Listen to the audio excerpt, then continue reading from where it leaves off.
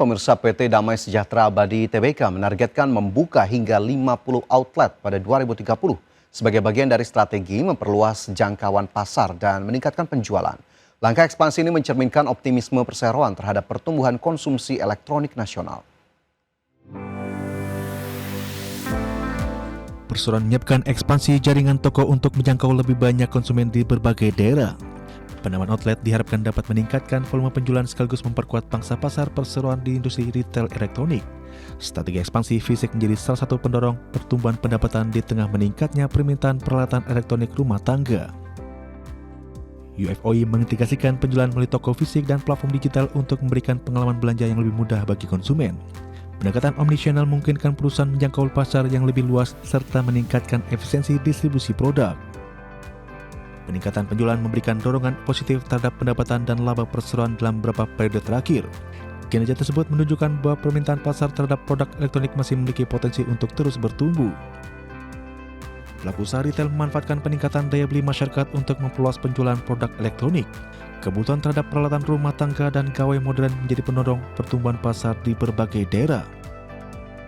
Perseroan menjadikan penambahan outlet sebagai strategi utama untuk meningkatkan nilai bisnis dan perluas jangkauan layanan. Kombinasi ekspansi fisik, digitalisasi, dan efisiensi operasional diharapkan mampu menjaga pertumbuhan perseroan secara berkelanjutan. Berbagai sumber untuk ID Action.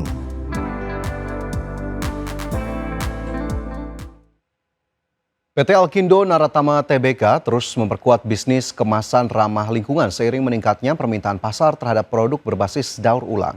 Strategi ini menjadi salah satu pendorong kinerja perseroan yang mencatatkan pertumbuhan penjualan dan laba pada kuartal pertama 2026. Pada kuartal pertama 2026, Aldo membukukan penjualan sebesar Rp534,45 miliar, naik 10,82% dibandingkan periode yang sama tahun lalu. Sementara laba bersih melonjak 87% menjadi Rp13,49 miliar, didorong meningkatnya permintaan produk kemasan dan efisiensi operasional perseroan. Aldo terus mengembangkan produk kemasan berbahan kertas daur ulang yang semakin memberikan kontribusi terhadap kinerja perusahaan. Strategi ini sejalan dengan meningkatnya kebutuhan industri FMCG, makanan dan minuman, serta e-commerce terhadap kemasan ramah lingkungan. Manajemen menjelaskan perseroan memiliki dua pilar bisnis, yaitu paper-related dan chemical-related. Kedua segmen tersebut saling melengkapi dalam mendukung pertumbuhan pendapatan serta menjaga efisiensi rantai pasok bagi pelanggan industri. Tren keberlanjutan mendorong semakin banyak perusahaan beralih ke kemasan berbahan daur ulang untuk memenuhi target environmental, social, and governance atau ESG. Kondisi ini membuka peluang bagi Aldo untuk meningkatkan penjualan di pasar domestik maupun ekspor melalui produk yang lebih ramah lingkungan. Penguatan bisnis kemasan daur ulang menunjukkan bahwa industri packaging tengah bertransformasi menuju ekonomi sirkular. Bagi Aldo, inovasi produk ramah lingkungan tidak hanya mendukung target keberlanjutan, tetapi juga menjadi sumber pertumbuhan pendapatan dan daya saing perseroan di tengah meningkatnya permintaan pasar global. Berbagai sumber IDX Channel.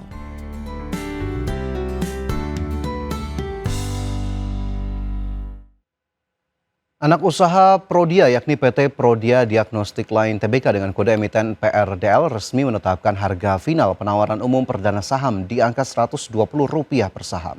Keputusan ini menandai dimulainya babak baru ekspansi korporasi dengan target raupan dana segar mencapai Rp62,75 miliar. PT Prodia Diagnostic Line Tbk dengan kode emiten PRDL resmi menetapkan harga final penawaran umum perdana saham di angka Rp120 per lembar. Melansir prospektus penawaran umum, harga eksekusi tersebut merupakan batas atas dari kisaran awal saat masa penawaran awal yang dipatok antara Rp100 hingga Rp120 per saham.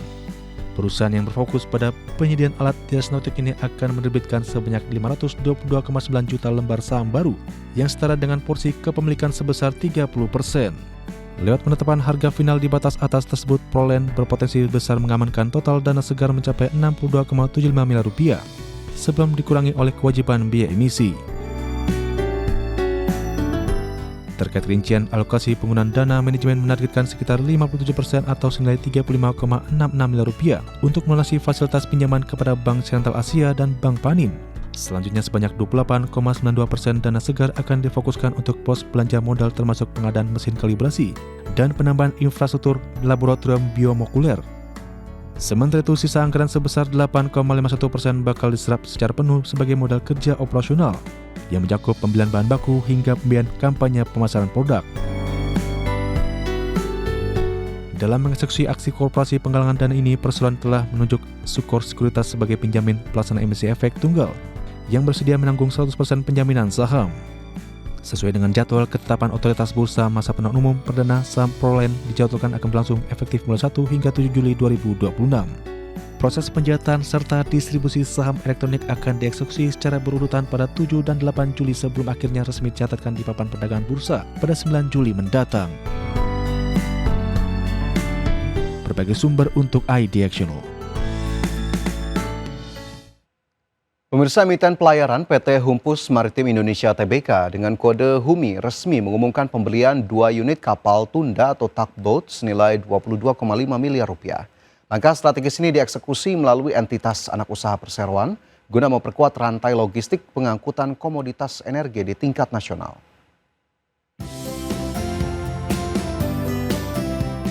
Emiten pelayaran PT Humpus Maritim Indonesia Tbk dengan kode saham HUMI resmi mengumumkan pembelian 2 unit kapal tunda atau tugboat senilai 22,5 miliar rupiah.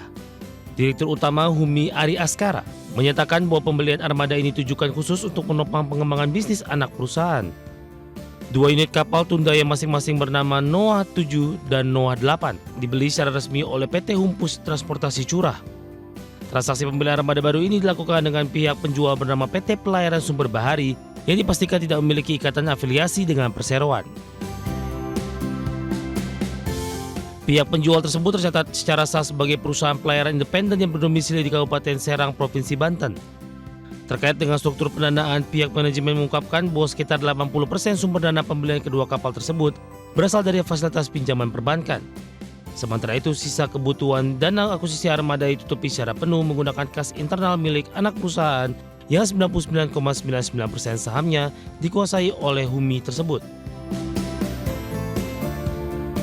Kapal tunda pendatang baru ini nantinya akan difungsikan untuk menarik tongkang yang biasa mengangkut komoditas strategi seperti batu bara pasir hingga minyak bumi. Aksi korporasi ini menjadi kelanjutan dari langkah ekspansi agresif perseroan sepanjang tahun lalu yang sukses menambah aset produktif berupa kapal pengangkut gas cair. Memasuki periode tahun 2026 ini, manajemen HUMI menegaskan komitmennya untuk berfokus pada langkah optimalisasi terhadap seluruh aset logistik yang telah diinvestasikan sebelumnya. Berbagai sumber ada di channel. Menteri Koordinator Bidang Perekonomian Erlangga Hartarto mengatakan pemerintah memastikan kenaikan suku bunga acuan Bank Indonesia tidak akan berdampak pada bunga kredit usaha rakyat. Erlangga mengungkapkan suku bunga KUR tetap dipertahankan sebesar 6% melalui skema subsidi sehingga tetap terjangkau bagi pelaku usaha. Pemerintah terus memperkuat dukungan pembiayaan bagi sektor produktif melalui kebijakan kredit usaha rakyat hingga kredit program pembiayaan mikro. Menko Perekonomian Erlangga Hartarto mengungkapkan bahwa pemerintah telah menambah alokasi KUR untuk sektor perumahan dari Rp36 triliun menjadi Rp50 triliun di tahun 2026. Pemerintah juga memperluas cakupan penerima kredit bagi industri padat karya agar pembiayaan tidak hanya digunakan untuk investasi, tetapi juga dapat dimanfaatkan sebagai modal kerja guna mendorong aktivitas usaha. Pemerintah berharap perluasan akses pembiayaan tersebut dapat dimanfaatkan lebih luas oleh pelaku usaha, sehingga mampu meningkatkan produktivitas dan menyerap lebih banyak tenaga kerja. Di sisi lain, pemerintah juga tengah menyiapkan implementasi penurunan suku bunga pinjaman program Membina Ekonomi Keluarga Sejahtera atau PNM Mekar menjadi 8% dari sebelumnya 18%. Syaratannya kan itu plafonnya 15 juta, syaratnya satu yang mutlak, hanya untuk ibu-ibu. Untuk target realisasinya kapan, Pak? Realisasi segera, kita lagi nunggu PMK, peraturan dari Menteri Keuangan. Erlangga memastikan kriteria penerima program Mekar tidak berubah dengan plafon pinjaman tetap 15 juta bagi pengusaha perempuan.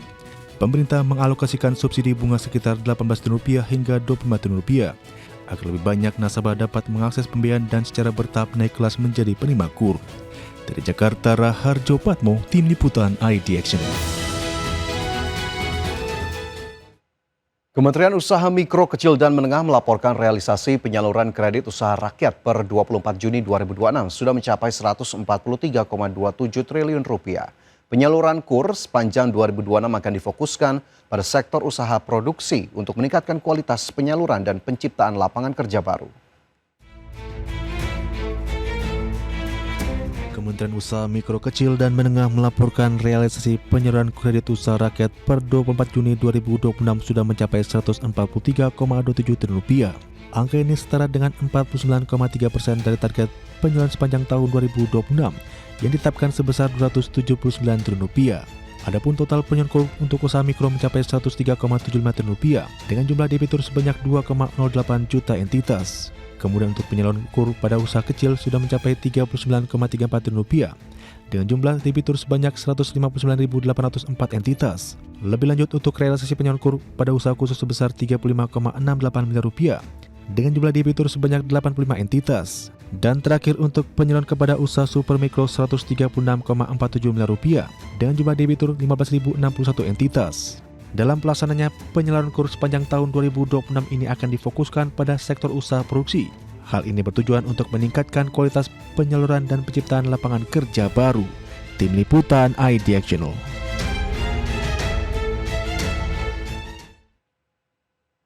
Otoritas Jasa Keuangan menargetkan aturan demutualisasi Bursa Efek Indonesia rampung dalam 3 bulan ke depan. Nantinya aturan demutualisasi akan dirumuskan dalam bentuk peraturan OJK dan sudah masuk dalam program legislasi mendesak. Otoritas Jasa Keuangan menargetkan aturan demutualisasi Bursa Efek Indonesia rampung dalam 3 bulan ke depan.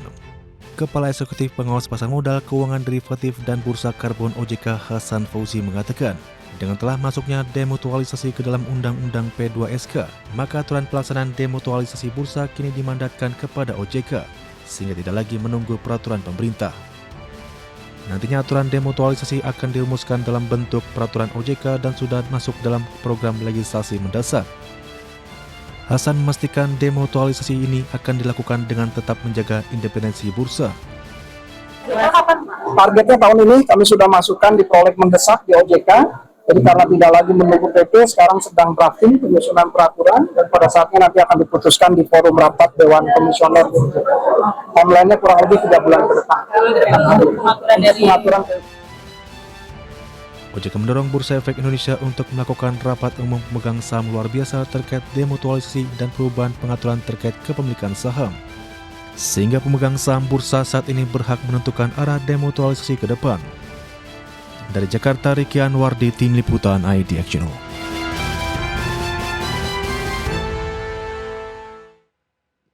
Pemirsa, Direktur Utama Bursa Efek Indonesia Jeffrey Hendrik memastikan agenda transformasi pasar modal terus berjalan menjelang Market Classification Review MSCI pada November 2026.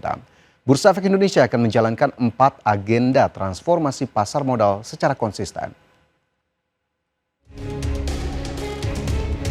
Direktur Utama Bursa Efek Indonesia Jeffrey Hendrik memastikan agenda transformasi pasar modal terus berjalan menjelang Market Classification Review MSCI pada November 2026.